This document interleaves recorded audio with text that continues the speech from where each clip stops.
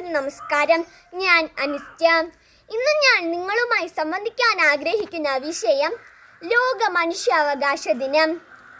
ഒരു മനുഷ്യനെ അന്തസ്സോടെയും അഭിമാനത്തോടെയും ജീവിക്കാനുള്ള അവകാശം സംരക്ഷിക്കുക എന്ന ലക്ഷ്യത്തോടെയാണ് ഡിസംബർ 10 മനുഷ്യാവകാശ ദിനമായി ആചരിക്കുന്നത്.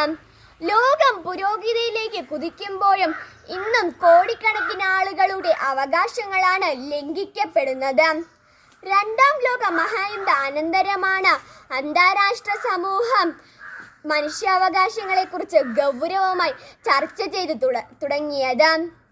നാസിസത്തിൻ്റെയും ഫാസിസത്തിൻ്റെയും കാലത്ത് ഭരണകൂടം മനുഷ്യാവകാശങ്ങളെ കവർന്നെടുക്കുകയും പീഡിപ്പിക്കുകയും ചെയ്ത സാഹചര്യം ആയിരുന്നു. അസ്തിത്വം നഷ്ടപ്പെട്ട മനുഷ്യന്റെ ആത്മാഭിമാനം വീണ്ടെടുക്കാൻ 1946 UN ഒരു കമ്മീഷന് രൂപം നൽകി. തുടർന്നാണ് 1948 ഡിസംബർ 10 UN ജനറൽ അസംബ്ലിയിൽ മനുഷ്യാവകാശ പ്രഖ്യാപനം നടന്നത്.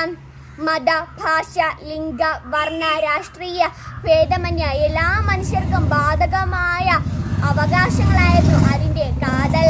ഓരോ വ്യക്തിക്കും സുരക്ഷിതയും അന്തസ്സും ഉറപ്പാക്കി സമൂഹത്തിൽ ജീവിക്കാനുള്ള അവകാശമാണിത്.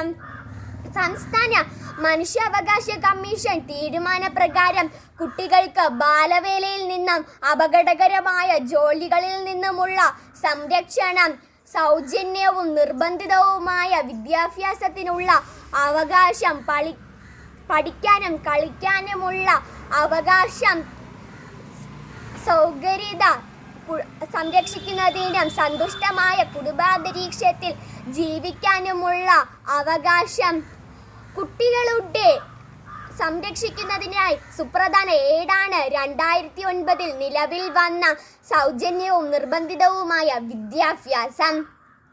ഇന്ത്യയിൽ ജീവിക്കുന്ന 6 മുതൽ 14 വയസ്സ് വരെയുള്ള കുട്ടികൾക്ക് വിദ്യാഭ്യാസം ഉറപ്പുവരുത്തേണ്ടതാണ്. മനുഷ്യാവകാശ പ്രഖ്യാപനം എന്ന് പറയുമ്പോൾ സ്വകാര്യത, മതവിശ്വാസം, അഭിപ്രായ പ്രകടനം എന്നിവയ്ക്കുള്ള സംരക്ഷണം, വീട്, ഭക്ഷണം, വസ്ത്രം എന്നിവയോട് കൂടി ജീവിതം നയിക്കാനുള്ള അവകാശം, നിയമത്തിനു മുന്നിലെ സംരക്ഷണം, വാർദ്ധക്യം, ശാരീരിക ബലഹീനതകൾ എന്നീ അവസ്ഥയിൽ നൽകേണ്ട സംരക്ഷണം, കുറ്റവാളി എന്ന് തെളിയിക്കപ്പെടും വരെ നിരപരാധിയായി പരിഗണിക്കപ്പെടാനുള്ള അവകാശം, ഇവയെല്ലാം തന്നെ അന്താരാഷ്ട്ര തലത്തിൽ മനുഷ്യാവകാശങ്ങളായി പരിഗണിക്കപ്പെട്ടിരിക്കുന്നതാണ്. ഇത്തരത്തിലുള്ള അവകാശങ്ങൾ നിലനിൽക്കെ തന്നെ മനുഷ്യാവകാശങ്ങൾ ലംഘിക്കപ്പെടുന്നത് മറ്റൊരു സത്യമാണ്.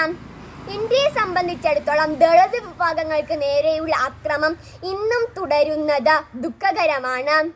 ഇന്ത്യയിലുടനീളം അന്യായമായുള്ള ലോകമർദ്ദനവും അനാവശ്യമായുള്ള തടങ്കലിൽ വറുപ്പും ഇന്നും പതിവാണ്.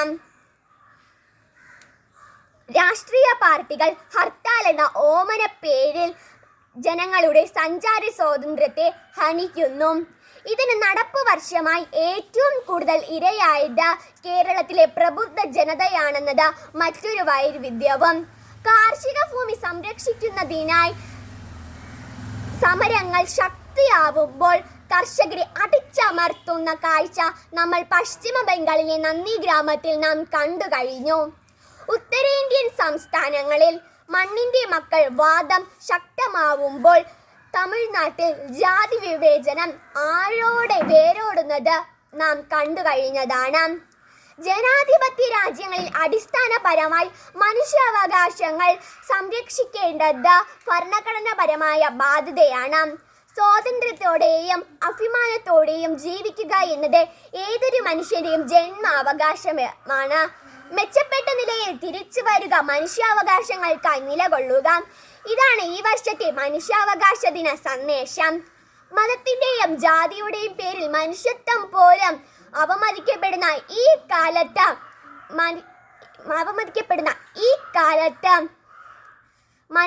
മനുഷ്യാവകാശങ്ങൾക്കായി ഈ ഭൂമിയിൽ നമുക്ക് ജീവിക്കാം. ഇവ സംരക്ഷിക്കുന്നതിനും മാനവികതയുടെ വസന്തം ഭൂമിയിൽ നിലനിർത്തുന്നതിനെയും നമുക്ക് മനുഷ്യാവകാശ പ്രവർത്തനങ്ങൾക്ക് കഴിയട്ടെ.